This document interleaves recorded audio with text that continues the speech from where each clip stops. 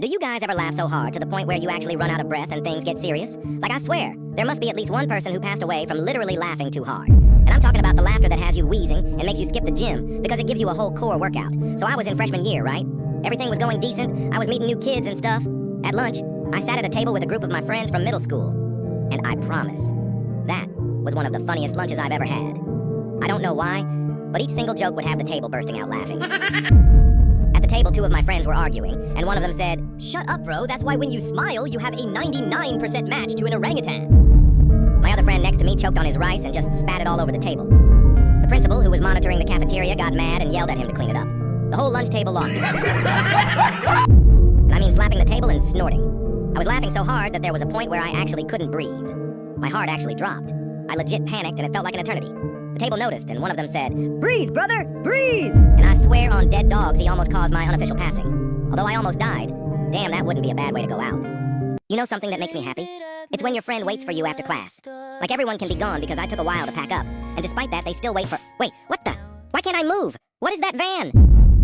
Please, I'm begging you. I'd do anything. Please, please, please. Whoa. Hey.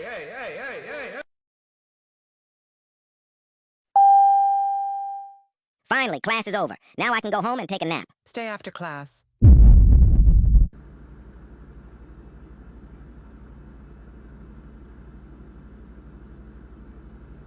Hey, so, Get out of my classroom, you bum.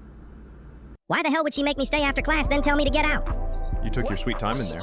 Wait, you waited for me here? Yes, I did. And why do you always speak in 2x speed? It's a habit, plus I have a low attention span. Whatever. You trying to play some 2K? Oh, word?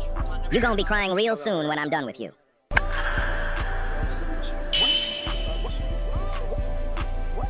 I feel like very little people know about this, but do you guys know the command called I love you? This command is not in most admin games anymore, but I kid you not. It is the scariest command ever. Do not use it. I'm pretty sure HD admin still has it. I remember I was playing a Bizarre Day, which was an old JoJo game. Somebody walked up to me and said, "This command is cool. You should try it." So I did. And what showed up on my screen, along with the background noise, was the most malicious, malevolent, malignant thing my young eyes ever witnessed. I damn near sharped my pants. It was so serious that I even dropped my oil spill fidget spinner. I'm not going to say what it was because some of you people are scaredy cats and may be scrolling late at night, and I hate when I get scary TikToks at night, so you can look it up yourself if you want. But I'm telling you guys, this was a different type of breed back then. I'm talking about 2016 Momo picture levels. That had me scared for years. Now that I'm older, that command is not as scary as it was. But I can definitely see why my 6-year-old self cried. If you asked me if I liked bacons or guests more, I'd choose guests every single day because you guys truly don't know the discrimination guests went through. It's crazy because guests really were disrespected back on Roblox, and nobody cared until they were gone. When being a guest on Roblox, there was either you having the most peaceful gameplay, or you'd get downright harassed. I remember when playing as a guest, I'd play a lot of the games that used the roleplay name feature, because it was the only way I'd be able to speak, and I'm sure all other guests did the same. When I would try to play with other players, the moment they'd find out I was a guest, they would just leave or tell me to go away.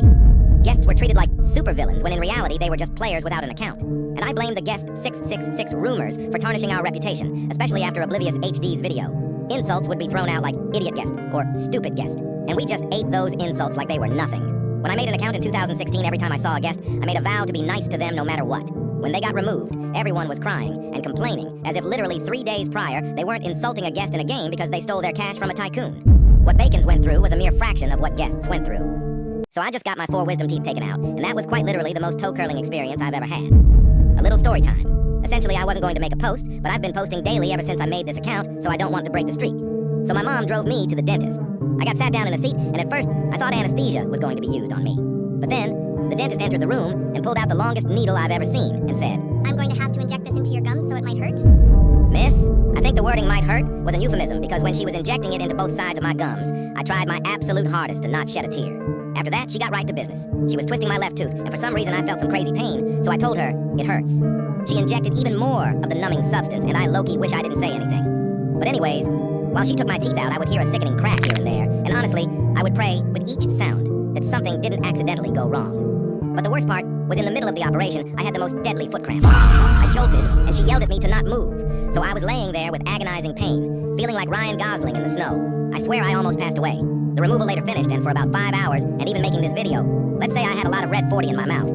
But anyways, 3 out of 10 experience and do not recommend. Being a student athlete has got to be bottom 10 things of all time. Like imagine waking up at 5 or 6 to shower, eat breakfast, and take the bus. You hear your dad in the bathroom sounding like a Roblox zombie. Then you have 7 long, tragic hours of school, listening to corny jokes on repeat. Guess what? What? Chicken butt! School ends, and you're already tired. But now you have a game. I'm a track athlete, so I have to go to a meet. So you're on the bus with your team to go to your rival's high school. I do my events. 100 meters, 110 meters hurdles, 200 meters.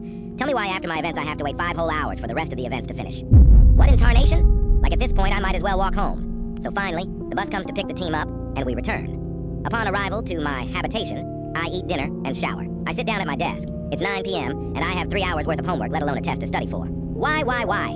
So it has come to my attention that there are allegations of me being racist. So you like racism? Racism is insane. Straight racism. I knew that discrimination. Now, let me say this. No, I am not racist. I do not discriminate any race, and I love everyone. The color of your skin does not matter, and I will not judge you based on such. Except Bacons from Roblox. I already said it, but I hate these guys with a passion. I again want to make it clear that it isn't all Bacons. If I saw one of the Bacons that I'm talking about in a game, I would spit on the floor right in front of their feet. Anyways, I'm not racist. So the biggest heist of our time just happened. The Louvre, yeah, the fancy Paris museum with the Mona Lisa and all that priceless art, just got robbed. Not like someone stole a keychain robbed. I mean full-on Ocean's 11, we're taking history with us. Robbed. Apparently, a group of thieves disguised as construction workers rolled up with vests, hard hats, fake paperwork, even a basket lift. And the craziest part? They walked right past security. Like, bro, how you guarding the world's most famous museum, but letting people walk in looking like Bob the Builder? They went straight for Napoleon's jewelry. Real French crown jewels. Necklaces, tiaras, gold, everything. Stuff that should have had lasers and motion sensors. Instead, they yoinked it in under 7 minutes. 7 minutes. Meanwhile, security guards are like, oui, everything looks normal, until the alarms start screaming in French. The Louvre called it an inestimable loss. But here's where it gets wild. One of the stolen pieces was found smashed nearby. So either they panicked, or realized mid-escape they can't pawn Napoleon's diamonds at a Paris pawn shop. Police say they're reviewing footage, but let's be real. If these guys planned a 7-minute Louvre heist with construction outfits and fake IDs, then they're probably already out the country celebrating in San Andreas. And the funniest part? This isn't even the first time. In the 1900s, someone literally walked out with the Mona Lisa and hid it in their apartment for 2 years. Los chicleteiras.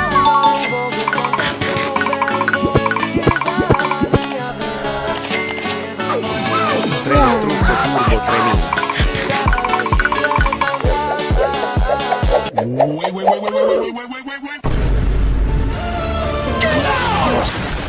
Let me show you an old Roblox avatar. I'll give you 3 to 5 seconds to inspect it and try to guess the most important item on this avatar.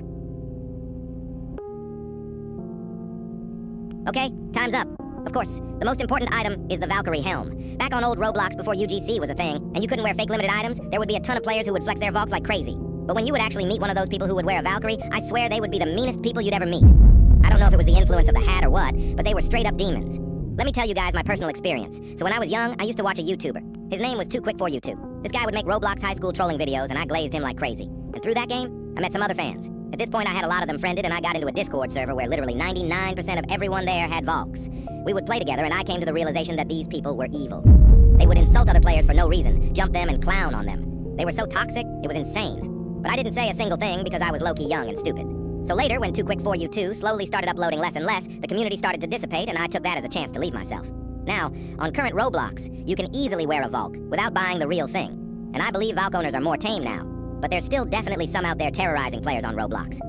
Bro, we thought September was crazy, but here we are in October, already speedrunning the end of the world. Yeah, we are not even halfway through the month. First, the entire US government just quit, then Russia started sending bombs into Poland, basically kicking off World War III. And just for fun, COVID decided it wanted a round 2 and came back. And then to top it off, the FBI decided to delete privacy and start monitoring every single thing you do online, and you might even get your house raided for that. But wait, because that's just the start, because even the planet itself is trying to delete us. The Philippines got hit by 2 massive earthquakes, the US got slammed by the strongest tornado in over 12 years. And while all of that is happening, an AI tried to take a human life to avoid being shut down, Japan is mixing animal and human DNA to get superpowers. Labubu dolls confirmed to be serial killers. Bro, at this point, I doubt we are even gonna make it through October itself. I'm starting to realize that I'll never forget the first time I saw a letter in math class. Like, bro, I was sitting there minding my business doing normal math. You know, like 6 plus 7 equals 13, 7 minus 6 equals 1, basic stuff, numbers made sense. Then one day, the teacher writes on the board, solve for X. And I'm sitting there like, X? who invited the alphabet? I thought we left letters in English class. My brain completely shut down. I raised my hand and asked, Miss, what is X? And she goes, X is a variable. Variable? What does that even mean? She's explaining it like it's the most normal thing, and I'm just sitting there having a full crisis. Like, Barrow, you're telling me I gotta find what X is, but you're the one who put it there? Make it make sense. The worst part is some kid in the front row raises his hand and goes, "Oh, so X equals 42. Brother! How did you get that? I'm still trying to process why there's a letter here, and he's already got the answer. Like he's been solving for X his whole life. From that day forward, math was never the same. First, it was X, then it was Y, then they threw in Z,